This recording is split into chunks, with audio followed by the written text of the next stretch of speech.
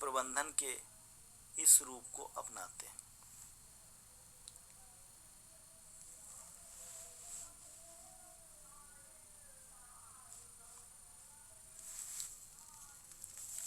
संक्षेप में यदि हम देखें तो प्रबंधन सिद्धांत का अध्ययन हम उत्पादकता में वृद्धि के लिए करते हैं, सरलीकरण यानी सरलता से निर्णय लेने के लिए करते हैं, स्टाफ की भागीदारी को प्रोत्साहित करने के लिए करते हैं और प्रभावी परिवर्तन प्रबंधन के लिए जो उठाए गए कदम को निर्धारित करने के लिए करते हैं।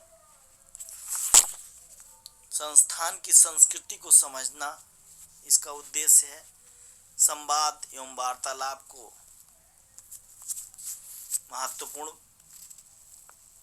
रणनीति तय करने के लिए आवश्यक है। परिवर्तन को प्राप्त करने में मदद करने के लिए अधिक वृद्धिशीलता की आवश्यकता के आधार पर ये इसका अध्ययन करते हैं या महत्व देते हैं। संस्थान के लक्ष्यों को पारदर्शी बनाना और लगातार प्रतिक्रिया प्रदान करना प्रशिक्षण और कैरियर के विकास के लिए आवश्यक है। समस्या क्षेत्रों का निवारण करना है आदि इसके क्रम में आता है।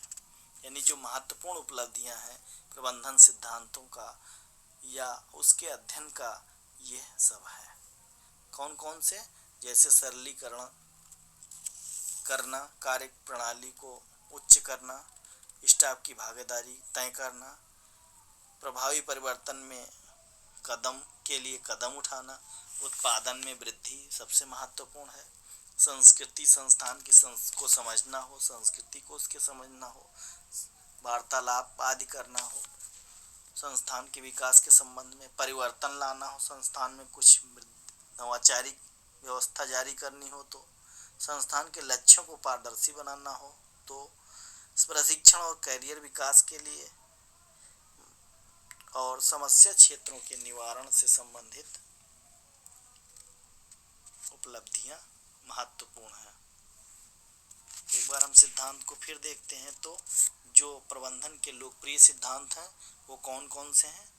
पहला है वैज्ञानिक प्रबंधन सिद्धांत। इसके जो सिद्धांतकार हैं वो महोदय हैं अमेरिका के मैकेनिकल इंजीनियर फ्रेडरिक फ्रेबल। इन्होंने कहा कि लोग कड़ी मेहनत करने के लिए मजबूर किया जाता है जिससे संस्थान या व्यवसाय या उत्पादन को बढ़ाया जा सके।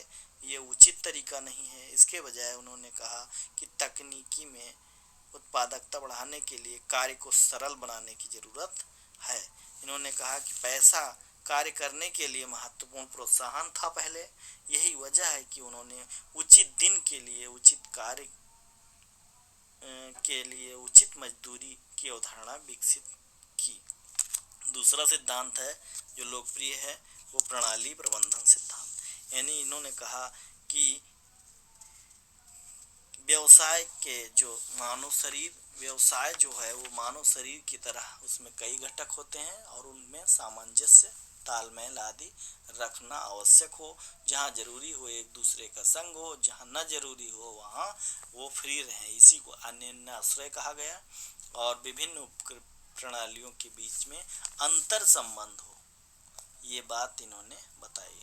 आकस्मिकता का सिद्धांत, इसके जो प्रबंधन सिद्धांतकार हैं वो फ्रेड फ्रिडलर हैं और इन्होंने कहा कि हर तरह की स्थिति के लिए नेतृत्व के लक्षणों का एक समूह काम करता है और जब ये बदलते परिवेश में अनुकूल लोचशील निर्णय लेने में सक्षम होता है तो संगठन आगे बढ़ने के लिए तत्पर रहता है, व्यवसाय उद्यम आदि विकास करता चला जाता है। इन्होंने कहा कि 3 मुख्य तत्व हैं संगठन को जो प्रभावित करते हैं।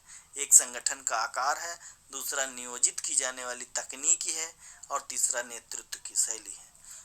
अगला जो इन्होंने बताया विद्वान मैकग्रेगर डगलस, इन्होंने कहा कि अधिनायक सिद्धांत X और सहभागी सिद्धांत Y जो हैं ये दोनों विपरीत हैं। एक में आशावाद है यानी X में आशावाद है, निराशावाद है, तो Y में आशावाद है। धन्यवाद।